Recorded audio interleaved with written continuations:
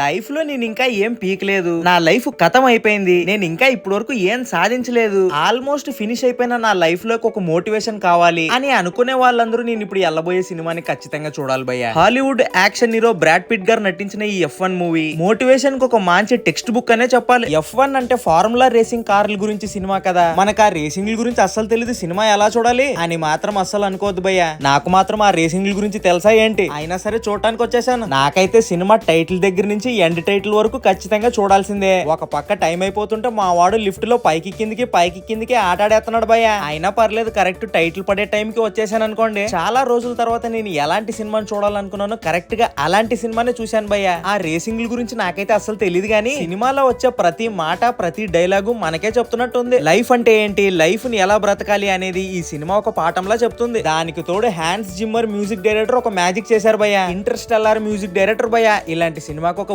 ఊపేస్తారనుకోండి. Super man, జిరాసిక్ world అంటూ ఇంకా చాలా కొత్త సినిమాలు వచ్చేస్తున్నాయి భయ్యో. పని పాట లేని నేను ఆ సినిమాలని చూసేసి మీ ముందుకు ఎట్టేస్తాను. ఇంక ఈ జూనియర్ సినిమా చూడాలని చాలా వెయిటింగ్ చేస్తున్నాను భయ్య. బొమ్మరిల్లు తర్వాత జెనీలియా గారిని చూసి ఎన్ని రోజులైందో. అది సరే గానీ ఇంతకీ హీరో ఎవరో కమెంట్ లో చెప్పండి చూద్దాం.